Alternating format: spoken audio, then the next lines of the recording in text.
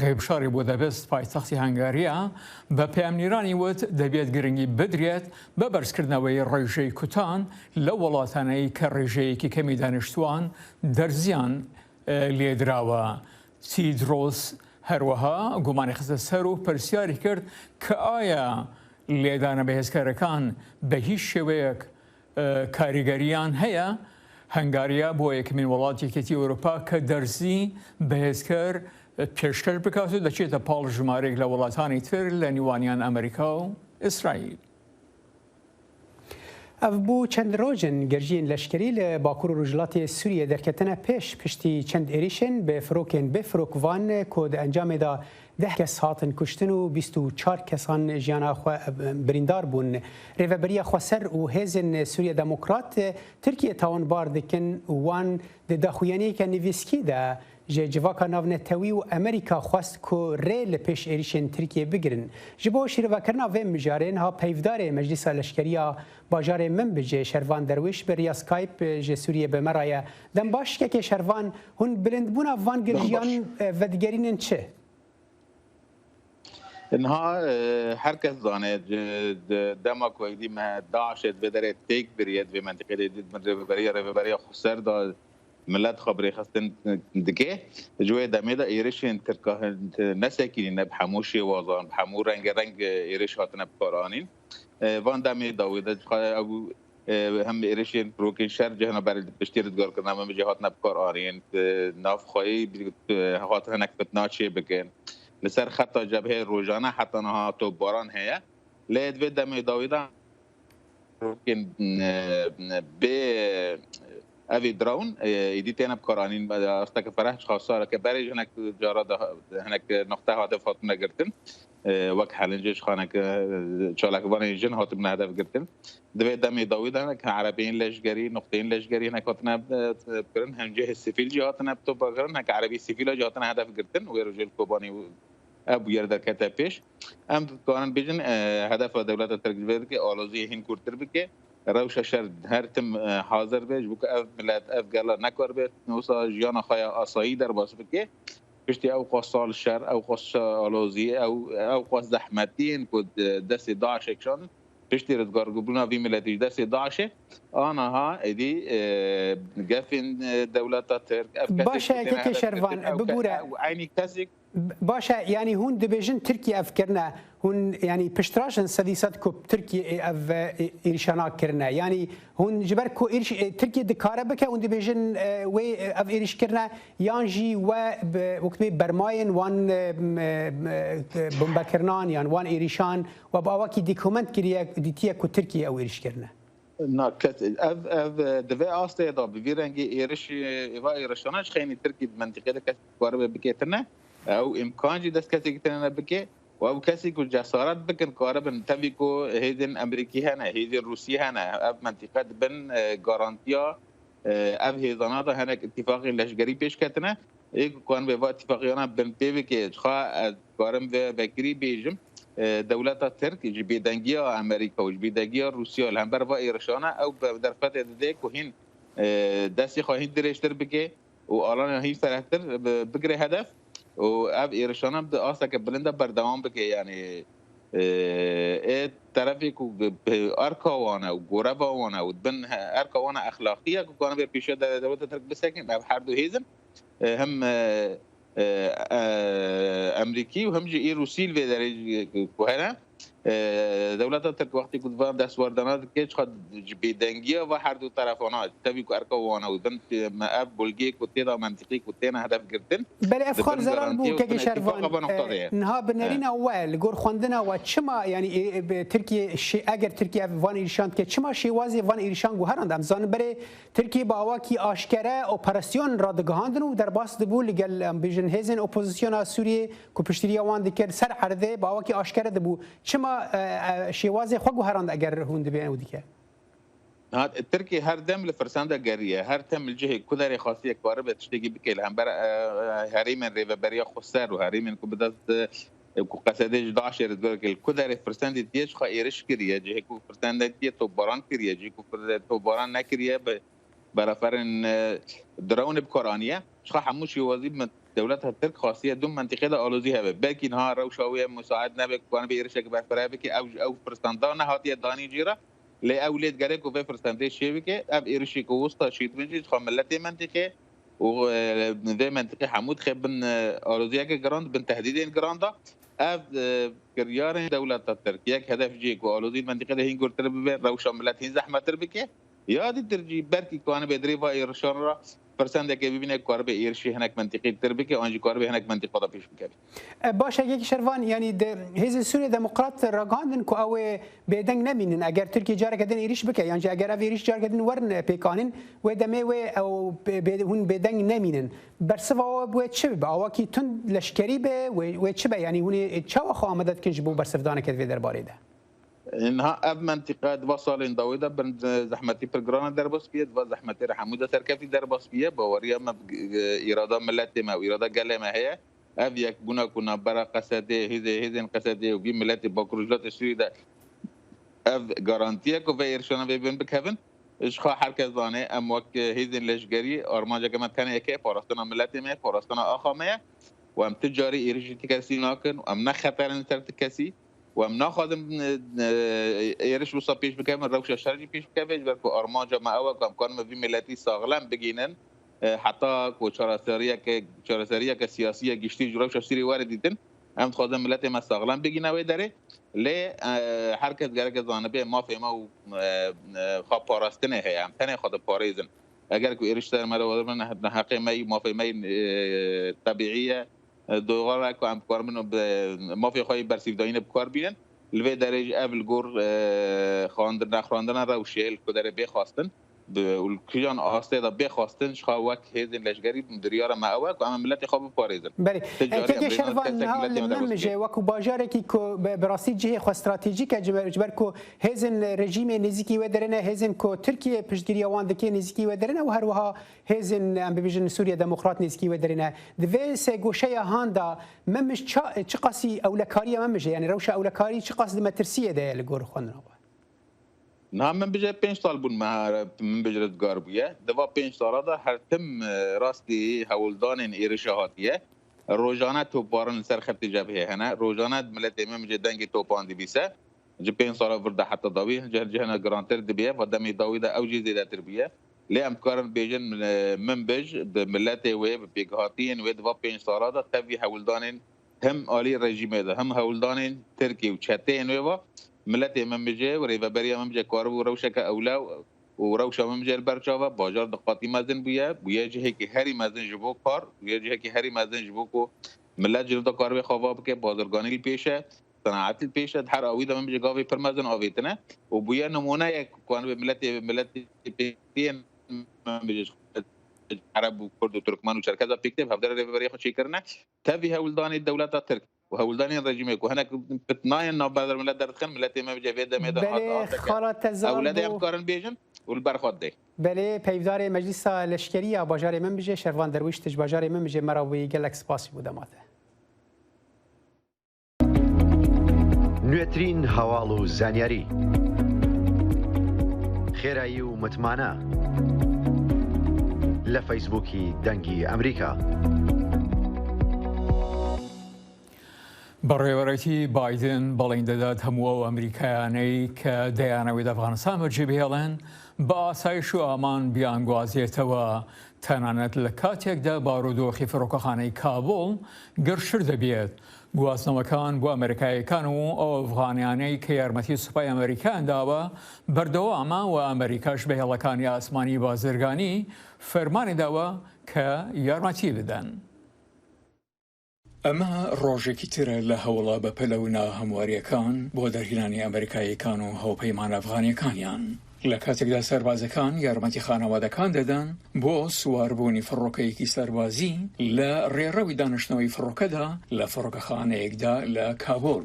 بەڕێوەبەرەتی بایدن دەڵێت ئەوەی پێویست بیت ئەنجامی دەدەن لە نێوانیان فەرماندان بە هێڵەکانی ئاسمانی بازرگانی بۆ یارمەتیدان لە گواستنەوەی هاوڵاتیان لە ناوچەکەدا پاشەوەی ئەو کەسانەی کابڵ بەجێدێڵن. هاوکات لە واشنگتن سەر و کۆمار پابەندبوونی وڵاتەکە بۆ ئەمریکایەکان و هاوپەیمان ئەفغانیەکانی دووبات کردەوە کە هێشتا لە ئەفغانستاندان. هەر ئەمریکاییەک بێوێت بگەڕێتەوە بۆ وڵات دەیانگەێنینەوە وڵات هەروەها ئێمە هاوڵاتیانی هاوپەیمانی ناتۆشمان گواستوتەوە. سەربازانی ئەڵمانی لە کاتی شەودا خۆیان ئامادە دەکرد بۆ خاڵیکردنی 2 هەلیکۆپتەر لە فڕۆکەخانەیەکدا لە کابۆڵ ئەرکی ئەوان بەشیکە لە هەوڵێکی گەورەتری نێونەتەوەیی بۆ چۆڵکردنی ناوچەی دەوروبەری پایتەختی ئەفغانستان.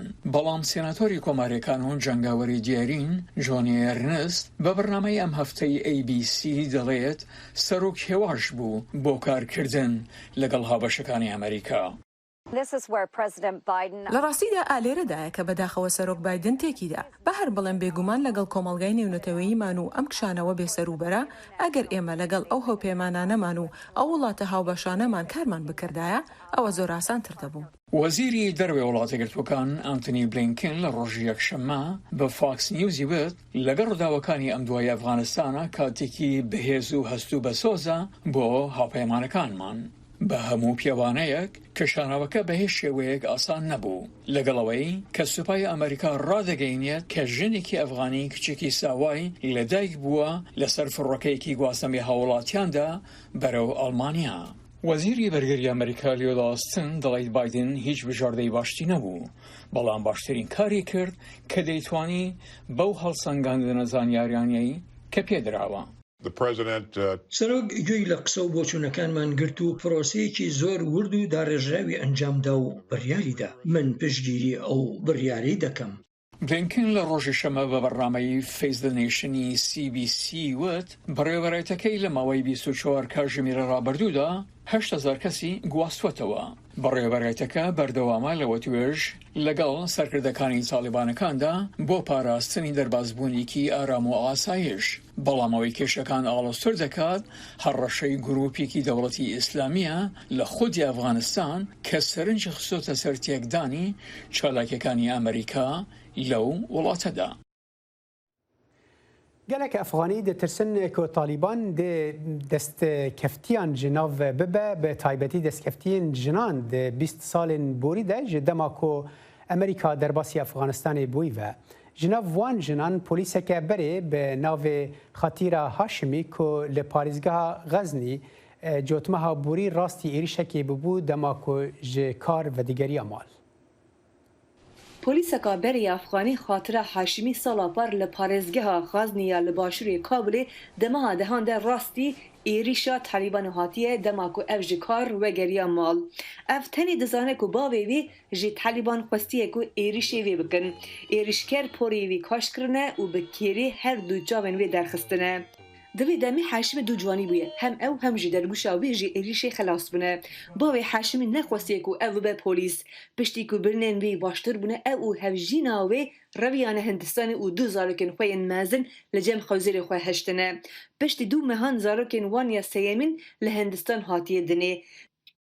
जाना चाहूँ कि तो भी नहीं जा सकती हूँ क्योंकि گر از بخوازم و گرم جی از نکارم جی بلکو از نها کورم جی بو میری خواه دترسم هکتشتکی و ساوره لسر ویجی حتی از بو کچا خواه بچوک دترسم گرتشتکی و ساوره سری ویجی گرم و گرن افغانستانه از دترسم و نخوازم و گرم از هول ددم کو دزارو کن خواه جی بینم ور Piraniya xelkê Efxanistanê ditirsin ku Talîban derfetên ku ev bi dest xistibûn bi taybet jî serkeftinên jinan êdî nemîne.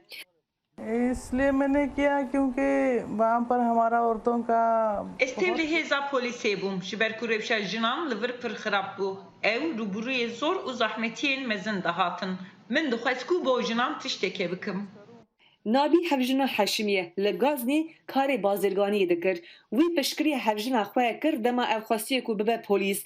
Dûrketina ji zarokan bo wan pir zehmet e. मैं इसको कभी भी देख नहीं पाऊंगी از ایدی نکارم که چاخواه ببینم از پر برخواه کتم پشتی کو من او هم بیس کر Di cihê ku ev niha dimînin carna xwarin têrê wan nake ji ber ku pereya penaberan tune ye. Ev dixwazin li Hindistanê jiyanekî bi rûmet bijin di demekê de ku ev li benda peyvajiya mafê penabertî ne. Ev peyvajî wext digire li gor Ajansa Penaberiya Netewên Yekbûyî di sala 2019 de penaberên Afxanî li Hindistan sêyeka ji 40,000 penaberên qeydkirine.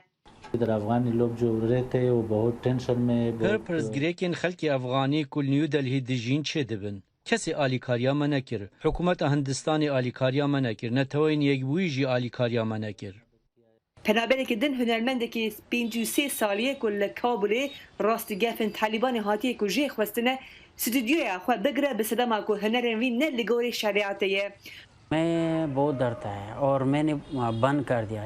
Ez pir tirsiyam. Nêzîkî 4-5 mehan ez neveriyam ku tabloyekî çêkim. Ez pir aciz bûm. Ez difikirim ku rewş wê xirabtir bibe. Ew welatê me ye, lê destûrî tune ye ku em karê hunerî bikin. Ferhat di sala 2018 de bi malbatê xwe Reviyaya Hindistanê îsal grupê serhilder stûdyoya wî şewitandine û ev jî beriya ku têkbirina hikûmeta Kabulê çêbûye. Ji bo ev du malbatên Afxanî serkeftina Talîban wan bêtir bi tenê hiştiye û hêviya vegerina welatên xwe ji wan dûrxistiye. فیلمساز و ئەندامی لۆردەکانی بریتانیا بیبان کێدرۆن چەندین ساڵە داکوکی لە پاراستنی منداڵان دەکات لەسەر ئینتەرنێت. ئەو هێزێکی هاندەر بووە لە پێشوی یاسایەکی نوێ بریتانیا کە لە 2 سپتامبرەوە کاریگەری دەبێت کە کۆدیەک بۆ سەر ئینتەرنێت دادەنرێت بۆ پاراستنی کەسانی تەمەن ژێر 18 ساڵ. خاتو بێبن کدرۆن فیلمساز و ئەندامی ئەنجومەنی لۆردان لە پەرلەمانی بەریتانی دەڵێت هەستێکی قوڵم هەبوو کاتێک فیلمی ئەنریل لایفی لە ساڵی 2013 بەرهەم دەهێنا ئەوەی فیلمێکی دۆکمنتاریە سەبارەتە بە کاریگەری ئینتەرنێت لەسەر منداڵان. لەگەڵ چەند کەسێکە دوام ئەوانەی هەستیان دەکرد کە ئەندامانی دامەزرێنەری ئینتەرنێتی جیهانی دیجیتال بوون ئەو کەسانە سەربەرز بوون بەو ڕاستیەی کە ڕوانگەکانیان بە مەبەستی مامەڵەکردنی یەکسان بوو لەگەڵ هەموو بەکارهێنەرانی. دەشڵێت من ئەو کاتە تێگەیشتم کە ئەگەر مامەڵە بە یەکسانی لەگەڵ هەموو بەکارهێنەرانی بکەیت تۆ سەر و سەودا لەگەڵ منداڵێک وە کەسانی گەورەوە بن دەکەیت. ئەوەی لە نێوان منداڵاندا بەدیم دەکرد ئەوە بوو کە لە ڕاستیدا ئەوان ناتوانن سەر و سەودا لەگەڵ جیهانی کەسانی گەورەدا بکەن و لە زۆرێک لە کەساندا ئەوە جۆرێک لە واتای پۆرنۆ و توندوتیژی دەخولقێنێت. بەڵام لە ڕاستیدا مەسەلەکە زۆر لەوە قوڵتر و دژمنکاری و هەواڵی درۆ و هەروەها ڕێکلامکردنی منداڵێتی و بەکاڵاکردن لە خۆ دەگرێت. ئەوەی پێی دەگوترێت کۆدی داڕێژاوی گونجاو بە گوێرەی تەمەن 15 پێوەەر لە خۆ دەگرێت کە بە مەبەستی دڵنیابوونە لەوەی باشترین بەرژەوەندەکانی منداڵان بنەماڕە چاوکراوەکانە لە دیزاینکردنی خزمەت گوزاریەکانی ئۆنلاین. ئەمە یەکەم یاسای لەو جۆرەیە لەبەرەوەی ئینتەرنێت جیهانیە هەر بۆیە بەشی تەکنەلۆژیا لە ئێستادا سەر و سەودا بۆ ماوەی کۆتایی هاتن بۆ 1 ساڵ لەگەڵیدا دەکات. بیبی کدرۆن پێشبینی دەکات کە ئێمە تەنها لە سەرەتای چاکسازیکردن داین و پێشبینی کاری زیاتریش لە خزمەت گوزاریەکانی ئۆنلاین دەکات لە ماوەی چەند هەفتەی داهاتوودا. کاتێک مامەڵە لەگەڵ منداڵێکدا دەکەی دەبێت بەو پەڕی ئاستی نەهێنیەوە سەر و سەودایان لەگەڵ بکەیت و هەروەها بەڕێزەوە. بۆ نمونە نابێت تۆ شوێنی تەواوی منداڵەکە ئاشکرا بکەیت چونکە ئەوە بۆ منداڵەکە دەبێتە مایەی مەترسی. پێشێلکارانی یاسا ڕوبەڕووی هەمان سزا دەبنەوە بۆ پابند نەبوونیان ئەوەش بە گوێرەی ڕێنمایەکانی گشتی یەکێتی ئەوروپا بۆ پاراستنی زانیاریەکان. باشترین شتی سەرنجڕاکێش پێشکەشی بکەیت ئەو شوێنەیە کە منداڵان بواری داهێنانیان تێدا هەبێ کە تێدا یاری بکەن و فێر بن و هەروەها تێکەڵ بە کۆمەڵگە ببن. لە ئیستادا هیچ شتێک سەبارەت بە فەیسبوک نییە. ئەمەش هاوکاتی دانپێنان بەو پێشکەوتنانەیە منداڵان بەدەستی دێنن. خاتو بیبن کدرۆن دژی پلانی فەیسبوک ڕاوەستا بۆ دەستکردنی بە ئینستاگرام بۆ منداڵانی تەمەنژێر 13 ساڵان کە ڕێکلامکردن لە خۆ نەگرێت. پلانی فەیسبوکی ئاماژە پێکرا و لەلایەن داواکارانی گشتی 44 ستانی ئەمریکاوە ڕەتکرایەوە. خاتو بیبن کدرۆن هەوڵێکی چڕی گوشارکردنی یەکخستووی لە سیلیکۆن ڤالی و لە واشنگتن دیسی دا و داکۆچیکردنیش لە ڕێی دامەزراوەی فایڤ رایت کە خۆی دایمەزراند. لە ترکیە کۆمەلای ئامافێ مرۆڤان شاخێ دیاربەکرێ دە داخویانیەکێدا بالکشان سەر بنپێکردنên 6 mehaniyên mafên mirovan li Rojhilatê Tirkiye li bajarên Kurdan ji bilî kuştin û xwekuştinan raport her wiha behsa destdirêjiyên li dijî jinan dike. Pemnêra me li Diyarbekirê zaniyariyên zêdetir hene. کۆمەلە مافێ مرۆڤان ئیهادە یا شاخە ئامێدێ راپۆرە 6 mehan a binpêkirina mafê mirovan li Rojhilatê Tirkiye li bajarê Kurdan bi daxuyaniyek eşkere kir. Cîgirê serokê giştiyê kۆmەlە mafê mirovan Rahşan Bataray Saman û rêvebirê îhade Amêdê Abdulselam İnceören raporê xwendin. Rapora ihade data destnîşankirin bi pevçûnên bi endamên PKK re 29 hêzên ewlehiyê 129 şervanên rexistina PKK hatine kuştin, 9 polîs û leşker jî xwe kuştine. Li bajarê Kurdan 23 jin bi tundî hatine kuştin, 13 jin xwe kuştine û di nav 6 mehan de dest rêjê 20 jinan kirine li bajarê Kurdan. Dîsa li van deran 6 zarok xwe kuştine, 2 zarok hatine kuştin û dest rêjê 12 zarokan kirine. Özellikle iktidar politikalarına ve uygulamalarına... Taybet siyasetvanên Kurd ku politikayên destlatdariyê rexne dikin bi tawanên endamtiya rêxistina terorê tên sûcdar kirin û bi operasyonan tên girtin. Azadiya wan ji destê wan tê sendin. Rapora ihade balê dikişîne ser îdayên zêdebûna îşkenceyan. İhade destnîşandike ku çûlû du kes dema desteserbûne, 54 kes jî dema avîtine ser malê wan rastî îşkenceyê hatine. Her wiha li 5 girtiyan jî îşkence bûye. Siyasi iktidarın Kürt meselesi... Politikayên birêgezên şîddetê didomin ji ber vê di gelek aliyan da pir zêde binpêkirinên mafan rû didin. Desthilatî pirsa Kurd di serî de bi ser hemî meseleyên navnetevîyî û navxweyî de bi nêrînek evlekarî û otorîter dixwaze çareser bike. Ev rêgezên bi zext û kontrol dibin sedema sereke ya binpêkirina mafan û vê dîmena hêyî ya bi xeternak derdixe holê. İhade balê de ser zextên girtîgehan û da zanîn niha li girtîgehên Tirkiye 1605 girtiyên nexweş hene û tedavî wan jî başnayî kirin. Di vê demê de gelek zêde dîsa pênkirînê mafê mirovan çêbû pirêvî li ser gel zulm û zatî binçav kirin, girtî çêbûn bi rastî sermalan da girtin, gelek insanan bi wan îşkence hate kirinê. Dalê jinê da gerek li ser wan zulm û tadeyên mezin çêbûn ve binçav kirin çêbûn pirêvî li ser siyasetvanan bi rastî zehmetî kê mezin dane kirinê.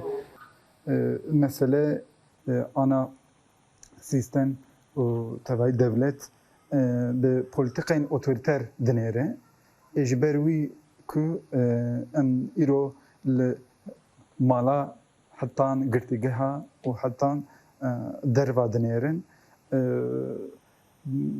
her kes bi vê politikayê otoriter mafê wî tê binpêkirin.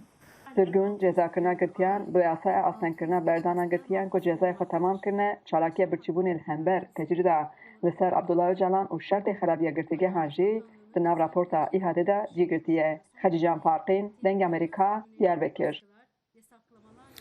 Kathy Hochul یکم جنه که روز سه‌شنبه بو حاکم ولایت نیویورک لشونا اندرو کومو یک دست کارکشان پشتی ادعای استراتژی سکسی لدجیوی هوکل که جیگرا کومو بود مراسم که کرد و تایبت سوندا کاری خوی نوخار به چاودری سوزدار جنت دیفیوری کومو بری به جیهشتنا نویسگه خواه دمجمیر 12 نیوی شوه پیام خواه خاطر خواستن پیشکش کرد وی بری 2 هفتهان راگهاند بو که اوه دست کار بکشینه و نخوازه بمینه و در باسی شرکی این پیشکرنه به. هەڵکەشان و زۆرتر بوونی بێکاری لە نێوگەنجانی وستانی هەڵەبجە وا بەشێکی زۆریان ناچار کردووە بەرە ئەوروپا سەر هەڵگرن لە نێو کەسانەی هەرێمی کوردستان بەجێ دێڵێن هەندێکان لە نیوان تورکیا و یوناندا بێسەر و شوێنن. بێکاری و بێپڕۆژەیی لە هەڵەبجە بە وتەی گەنجانی شارەکە دەیان گەنجی لە ماوەی ڕابردوودا بەرە وڵاتانی ئەوروپا پەلکێش کردووە. چەندین گەنجیش لە نێوان تورکیا و یۆناندا تا ئەم ساتە چارەنووسیان نادیارە. ئەوان بە نیگەرانیەوە دۆخی ژیانی خۆیان دەخەنە ڕوو. شارەکەی ئێمە غەرق بۆ لە بێکاری و بێکەسابەتی و لە ماوەی 4 مانگی ڕابردووە بە ئاماری دقیقەوە هەیە کە ئەڵێن نزیکی 2500 گەنجی هەڵەبجە ویزای تورکیان لیاوە ڕویان لە غەریبی کردو. بەڕێوەبەری لاوانی هەڵەبجە دەڵێ گەنجان و لاوانی هەڵەبجە لە زۆرێک لە سێکتەرە خزمەتگوزاریەکان بێبەشن. ئەوان نەک هەر بۆ دەرەوە کۆش دەکەن بەڵکو و پەناش دەبەنە بەر پارێزگاکانی دیکە. بەڕاستی لەناو هەڵەبجە با بڵێن یا لەسەر ئاستی وەزارەت خزمەتگوزارێکی ئەوتۆ نەگەێرانەتە لاوانی هەڵەبجە. بۆ ئەمەش بۆتە هۆکارێک لە ڕاستیە بۆتە هۆی زیاتر کۆچی لاوان لەم سنوورە نەک بۆ هەندەران. تەنانەت بگرە بۆ ناوچەکانی تری هەرێمی کوردستان ئەم بابەتە بۆتە هۆکارێک بەجددی کە زۆربەی زۆری گەنجان و لاوانی ئەم شارە ڕوو لە شارەکانی ترگەن بۆ ئیش و کار و بۆ کەسابەتی تایبەتی خۆیان. تەنها لاوان نین نیگەرانن لە کۆی خزمەتگوزاریەکانی شارەکە بەڵکو بەشێکی دیکە لە هاوڵاتیان ئاماژە بەوە دەکەن شارەکەیان لەگەڵ ئەوەی کە حکوومەت پشتگوێی خستووە پلانە ئیداریەکانیشی وەکو پێویست نین. بەڕاستی پێویست بوو دەسەڵاتی کوردی پێش هەموو کەس تایبەت دوای ڕوخانی بەعز لە 2023 گرنگێکی تایبەت بە هەڵەبجەدا بەڵام بە پێچەوانەوە ئێمە بینیمان کە نەک هەر گرنگیان بە هەڵەبجەنەدا بەڵکو هەڵەبجیان قفڵ کردووە داخست لە هەموو دەرگا و پەنجەرەکانیان بەسەردا داخست. بەرپرسێکی ئیداری دەڵێ ئومێدمان هەیە پرۆژە وەستاوەکانی هەڵەبجە لە ئایندەیەکی نزیکدا لە پارێزگاکەدا بکەونەوە کار. دیارە لە ناو سنووری مرکزی شاری هەڵەبجە سنووری شارەوانیمان نو پرۆژەی وەستاومان هەبوو کە ئەوانە بەڕاستی وەکو جەنابەت باست کرد گرفتی دروست کردو بۆ هاوڵاتیان چ لە زستان و چ لە هاوینە. ئێستا خۆشبەختانە لەو پرۆژانە 4 پرۆژەیان کەوتۆتە دەست بەکاربوون. هەڵەبجە لە ڕووی ئیداریەوە گەرچی ڕەزامەندی بە پارێزگابوونی لەلایەن هەردوو حکوومەتی ناوەند و هەرێم هەیە بەڵام وەک خەڵکی پارێزگاکە دەڵێن بە پارێزگابوونەکەی لە ڕووی خزمەتگوزاری و دابینکردنی بودجەوە گۆڕانکاریەکی ئەوتۆی دروست نەکردووە. لە ساڵی 2014ەوە تاوەکو ئێستا 514 پرۆژە لە شارەکەدا وەستاون. فەرحان هەورامانی دەنگی ئەمریکا هەڵەبجە. بنرنهجا کرد کنکشنایی رو بداویات حتی روجا اینه سلاوین هفکاری من حیدر کریم و بریوان یوسفی ج کنترلی لیور استودیو هفکاری من جانی دیلانو من صالح دمی جرج بو هر شاد بن. ببینه خوش.